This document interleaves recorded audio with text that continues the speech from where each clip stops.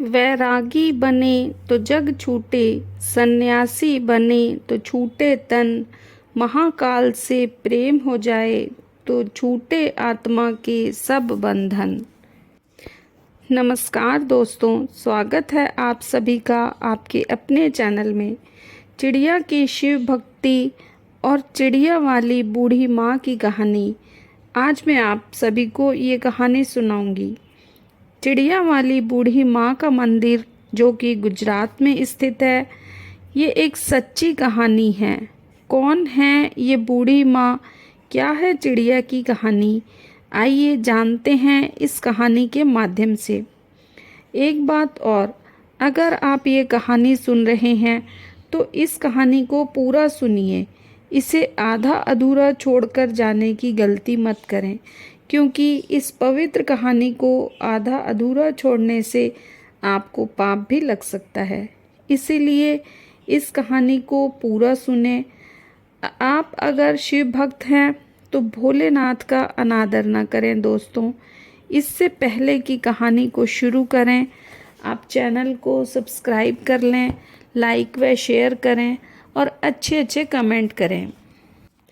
एक गौरैया पक्षी का जोड़ा एक शिव मंदिर के पास पेड़ पर रहते थे और उस मंदिर में जब भी पूजा पाठ होता, आरती होती, तो वे दोनों पक्षियों का जोड़ा उस मंदिर में आते और घंटों मंदिर में बैठ शिव आराधना में लीन रहते और इतनी भक्ति करते कि उन्हें अपने तन मन का भी पता नहीं रहता।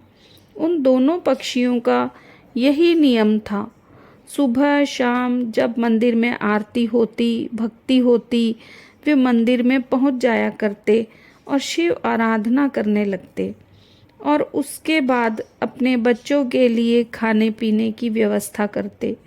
उस मंदिर के पास एक बूढ़ी माँ का घर था। उस बूढ़ी माँ की कोई संतान नहीं थी, उनकी देख रेख करने वाला कोई नहीं था। वे अकेले अपना जीवन व्यतीत कर रही थीं।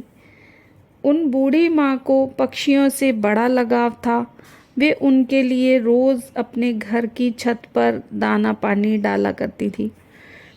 तो वे दोनों पक्षी भी उन बूढ़ी माँ की छत पर आते, दाना चुगते और उनमें से कुछ दाने अपने बच्चों के लिए भी ले जाते। इस तरह उन पक्षियों का जीवन व्यतीत हो रहा था। एक दिन बूढ़ी माँ बीमार हो जाती हैं और बिस्तर पर पड़ जाती है।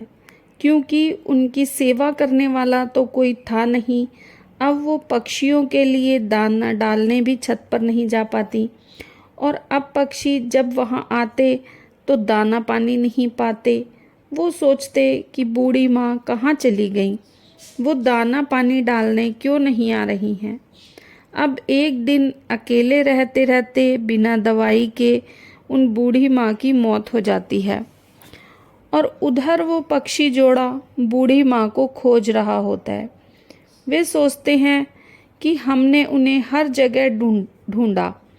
वे पक्षी जोड़ा उन्हें पूरे गांव में ढूंढते रहते हैं, लेकिन उनके घर तो हमने देखा नहीं।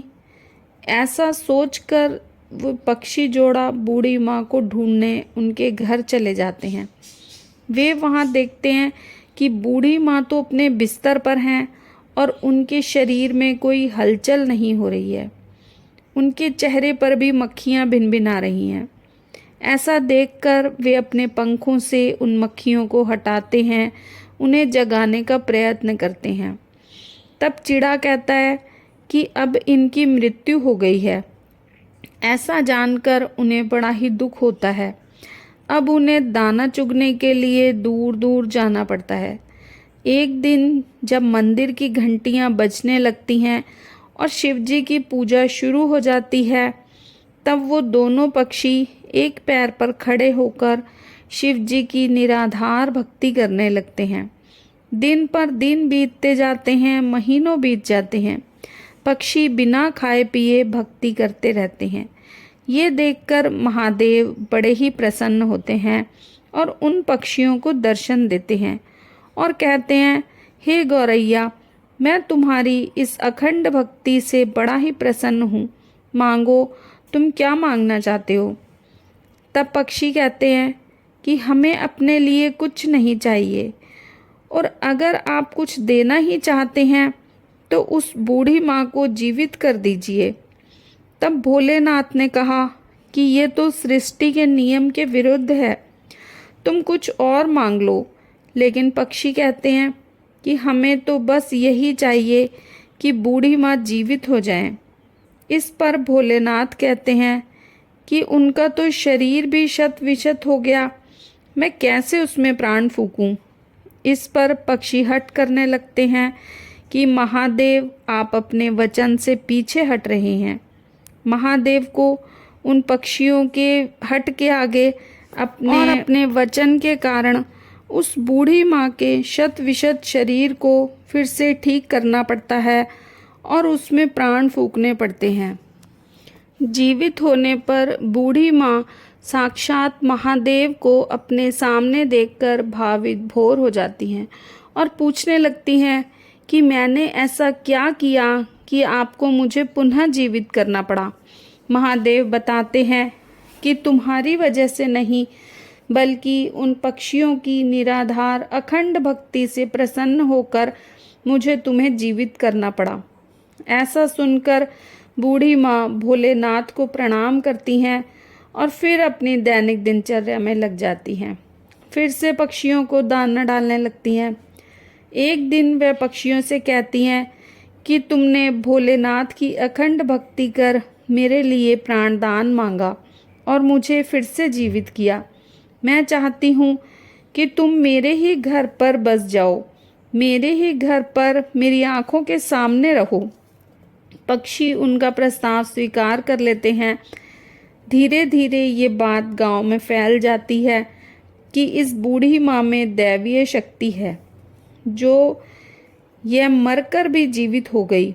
गांव वाले उनका आशीर्वाद लेने आने लगते हैं।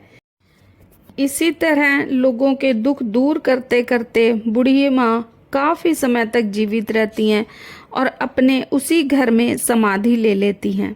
बूढ़ी माँ का यह घर गुजरात में स्थित है और चिड़िया वाली बूढ़ी माँ के नाम से प्रसिद्ध है, और उस मंदिर पर गौरैया का जोड़ा हमेशा रहता है। लोग कहते हैं कि अगर किसी को कोई शारीरिक कष्ट है, कोई दुख है, कोई तकलीफ है, तो उस मंदिर में पूजा पाठ करने से, मंदिर के दर्शन करने से उससे छुटकारा मिल जाता है।